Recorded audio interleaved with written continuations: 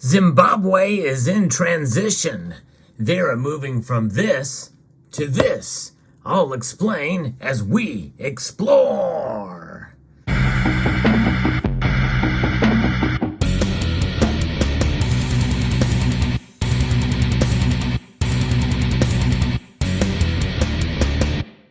This is breaking news, at least here in the West. This is actually something that was issued last week. But this is big news in Zimbabwe. Some of you may balk at this news to some extent, and you would be right to question this for sure. In fact, I question it as well. But it's the overall message that this sends and how gold is involved in that, even if it's not a perfect system. I'll kind of explain here, but first, this was shared with me by DD Prepper, a great member of the community who has been a faithful viewer for a long time. So thank you to DD Prepper for sending me this. But this is quite fascinating. This is an article from Cointelegraph that talks about this new initiative that has just been launched. If you enjoy videos like this where I talk about the news with regards to precious metals, I hope you will consider subscribing to the channel. And stay tuned for daily videos that will bring you news and insight on the world of the precious metals space. So Zimbabwe has now turning their gold-backed digital token into an actual payment method. You may remember that I did a video about this some time ago about this new gold-backed digital token that Zimbabwe has. Well, now it's been turned officially into a payment method here. On October the 5th, the gold-backed digital token called the Zimbabwe Gold, which is ZIG, officially launched as a payment method. The launch was announced by the Reserve Bank of Zimbabwe.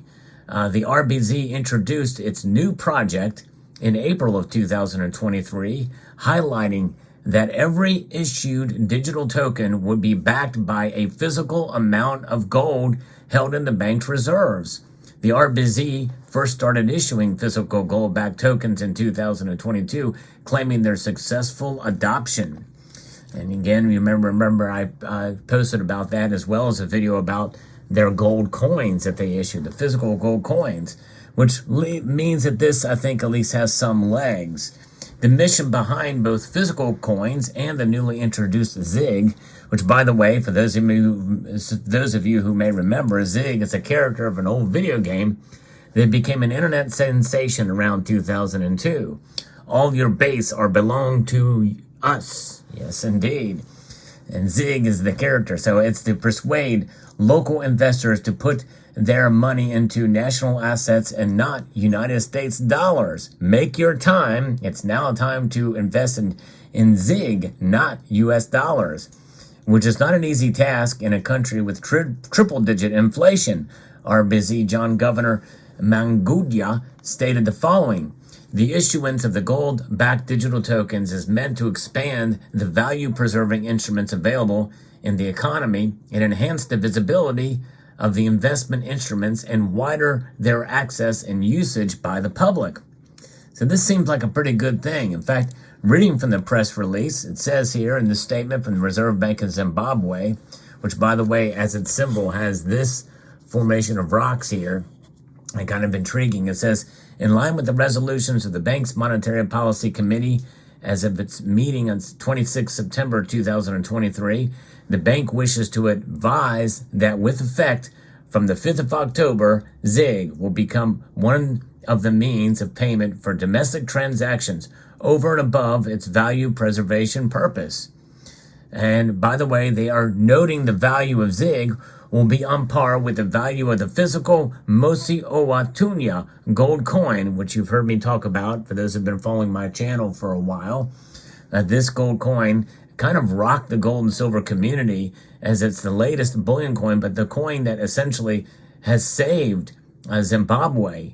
My most popular video talked about how the IMF wanted them to abandon these gold coins, but they essentially said, screw you, we're going to keep these gold coins going, and now they've just upped the ante with this release of this ZIG. Banks will maintain dedicated ZIG accounts and intermediate transactions in ZIG the same way they intermediate transactions in local and foreign currency. The applicable intermediated money transfer tax will be half of the IMTT applicable to transactions in foreign currency.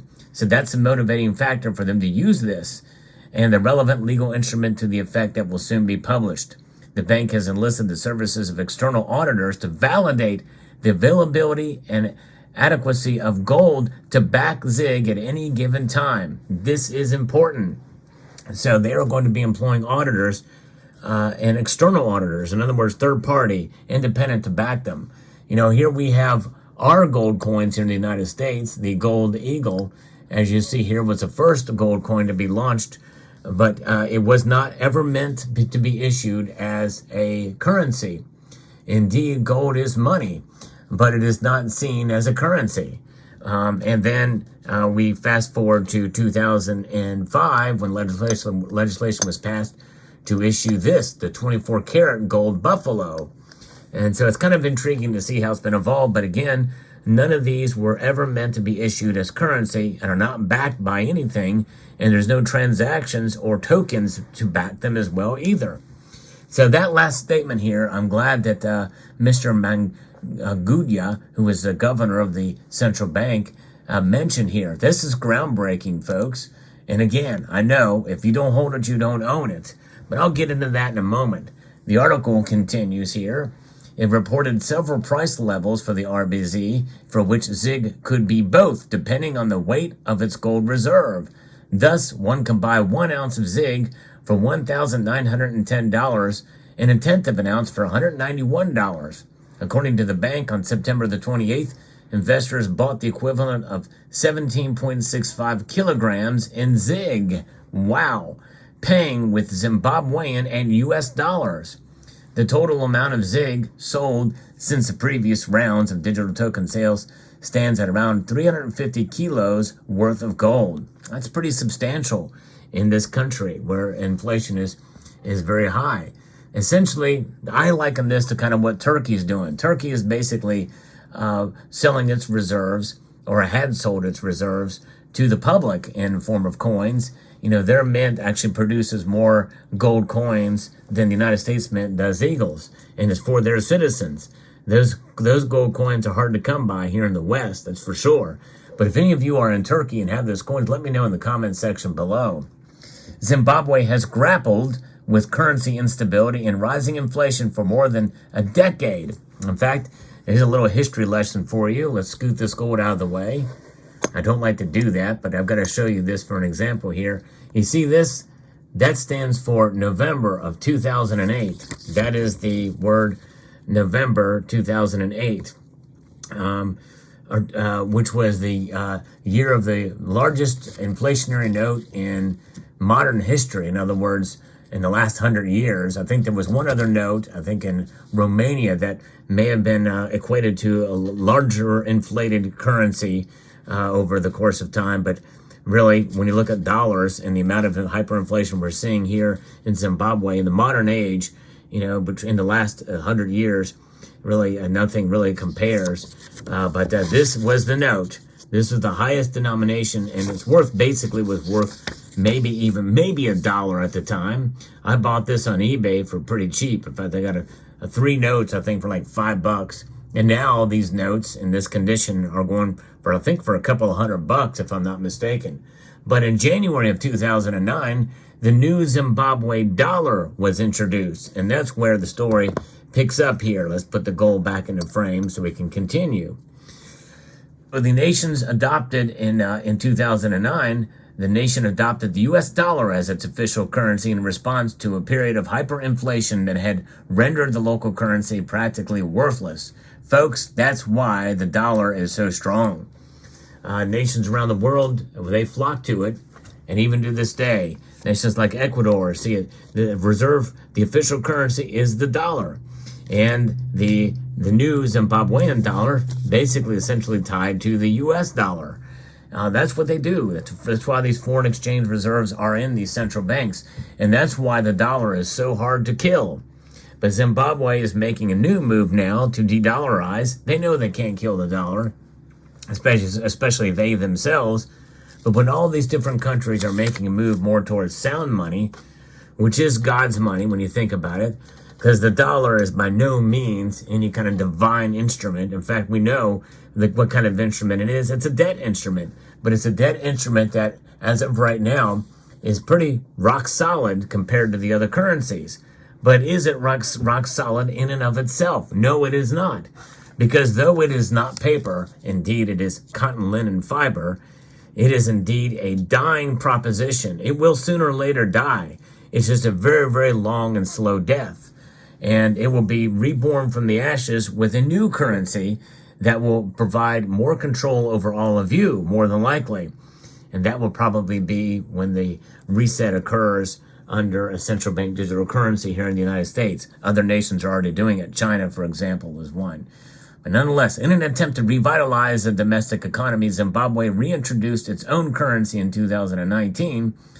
But this move was followed by a resurgence of currency volatility. But you cannot go wrong, and let me repeat this, folks, you cannot go wrong with gold. And they understand this. Now a digital token for transactions is a plus. It's a good sign. That means people don't have to worry about lugging around gold coins, potentially being robbed by them. They can just use this as a token. The convenience of it is good. Will it work? That depends on the very last statement from the press release that the Central Bank of Zimbabwe put out. Let me read it again. The bank has enlisted the services of external auditors to validate the availability and adequacy of gold to back ZIG at any given time. So that sounds fine and dandy, but do you trust it? Do they trust it? That's the thing. I'm somewhat suspicious of that. We'll see how it plays out. But it is a notable effort, I think, by this Bank of Zimbabwe. And if it works, if they are true and it's not corrupted, then I think it'll be a great thing. Let me know what your thoughts are in the comment section down below. I'd like to extend a multitude of gratitude to each and every one of you for taking the time to watch and encourage you to please rate, share, comment, and subscribe.